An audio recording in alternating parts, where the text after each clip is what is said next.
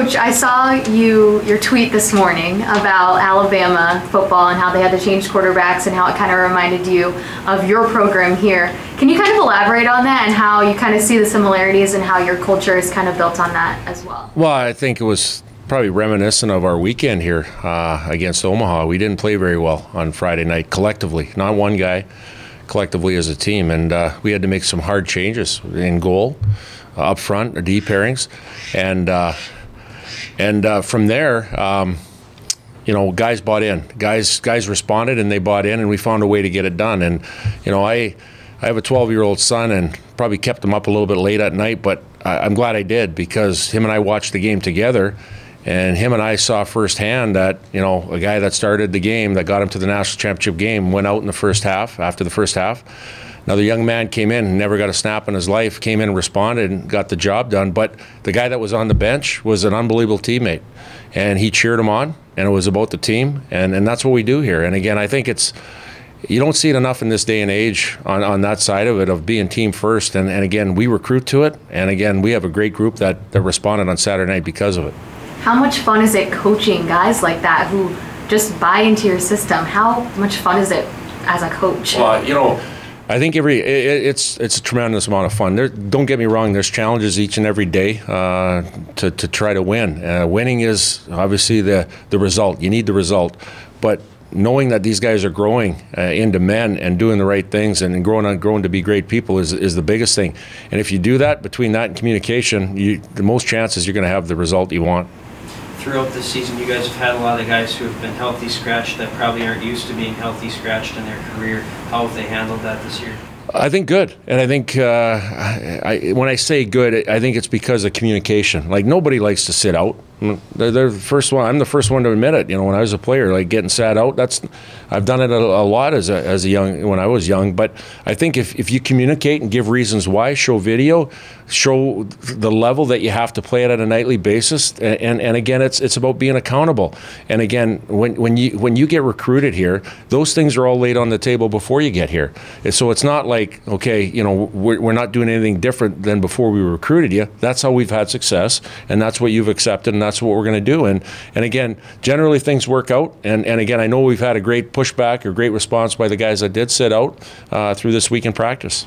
So what has your practices kind of been like, since you do have a fully healthy lineup and you do have guys who you could put in and at the flip of the switch, How has that been practice-wise for the guys, competition-wise? Well, it's been intense. It's been, now that, obviously we won a game when we had to change the lineup around and everybody's healthy, and it makes sharper practices. It makes them intense, and it's good. I think, the Washington Post wrote an article the last couple of days on Brock Besser, and they asked TJ Oshie on is he surprised Brock Besser is having the season he is, and he said not totally. And I think it all comes down to, and I'm not saying it's because of us, but I think when you're in an environment that you're getting pressed every day to do the things that you have to do, that's what happens. You have to be accountable every day. You got to work hard. You got to be sharp. And I think in Brock's situation and in TJ's too, years past before Brock, it was expected of him to perform not only in games but in practices, which sets you up for success in the future. On the power play going into this weekend, what are some ways you guys are going to look to solve Bemidji's their second ranked penalty kill? Yeah, and it's for a reason. I think when you look at their team, they're led by Michael Bitzer in net. He's had a lot of success. He's a really good goaltender. He's technically sound. He's the backbone of their team as far as defensively. And then obviously your best penalty killer has to be your goaltender. He is that. They're ultra aggressive on the penalty kill, up ice, in zone. It's going to be one of those things where, if we only have a few opportunities, we have to be sharp at it. And again, we want to score that goal. We have to score that goal. But if we don't, we have to gain momentum. They can't gain momentum off their penalty kill, and they're ultra aggressive. So to answer your question, we got to be fast. We got to be sharp, and we got to have a situation when the puck's on our tape, we know what we're doing with it. Unique situation, obviously a home and home with Bemidji. Any disadvantages, advantages for you guys there? You know what? No, you know what? I think this is a great rivalry. The old WCHA days, we're only 2 hours away. I think it makes sense. Obviously, doing the home and home thing every other year or whatever. for our fan bases. You know, their fans get to come over here. A lot of our fans go over there, and again, they're a team that always plays us hard. They're a good team year in and year out. They have 14 upperclassmen led by Bauman and Bitzer and a number of players. They're a good team. They've won 6 in a row. They're undefeated in 9. They're playing well right now. And usually we play them at the beginning of the year. You know, when both teams are just finding their ways. They've got their game going right now, so we're going to have make sure our game is going. Statistically speaking, you guys are very similar teams. Record, penalty kill, scoring, defensive stats are identical. So Yeah. what is it going to take to really one-up them? Outwork, outcompete, outwill. You know, you saw it this weekend. You know, you saw one team in Omaha do that to us, and then we did it to them on Saturday night. I think when it comes down to this time of year, whether it's this weekend or the NCHC, that's what it's going to be. It's going to be the team that's going to be outwill, outcompete, and out-execute to win that game. What do you attribute your team's success in the face-off dot this year, and how important will those face-offs be for you this weekend? Attribute the success to working on it, reps in practice, and not just centermen. Like I said, the wingers, D, everybody included in that, trying to win that face-off. It's a mentality, and it's the first battle of every play that starts the play, and you have to win that thing. Otherwise, you're chasing that thing down. So I think it's working on it and knowing that, hey, we want to play with the puck. We don't want to chase it down. With the defensive and how strong we were not having penalties on Saturday night, with the change in the lineup, do you see the lineup changing a lot for this weekend? Well, again, there's a lot of things that go into a week of practice. There's obviously the information that we see on the daily basis in practice on what we want to get to. You know, the other thing that comes into it that's happened over the last 2 or 3 weeks is somebody's popped up sick or whatever. That's last minute changed our lineup. So, you know, we're not there yet as far as what we're going to go into with Bemidji, but we have an idea what we want. But things change on a daily basis like everything else does. How important are the first 5 minutes of that game Friday night? Last Friday night? Oh, this Friday night. Yeah.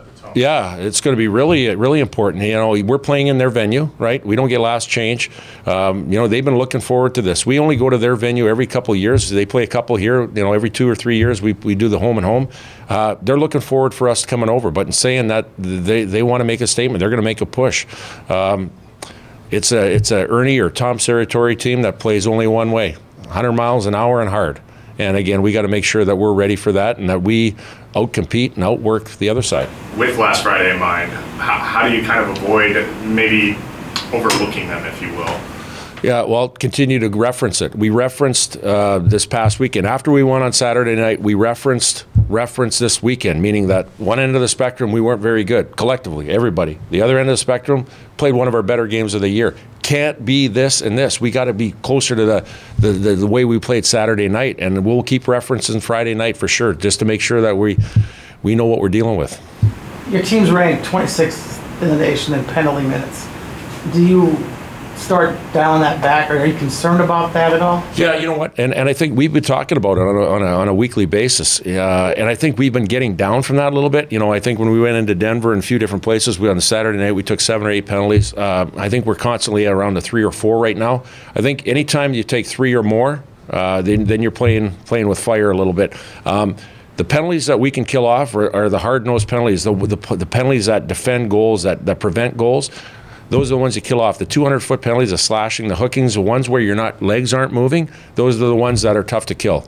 And again, I think we've gotten better at it. We're still taking a couple of those, but we got to get better at that. And again, that's the onus is on us, not on the referees. The onus is on us for that. So if we can get to that 3 or less penalties a game, that's where we want to be.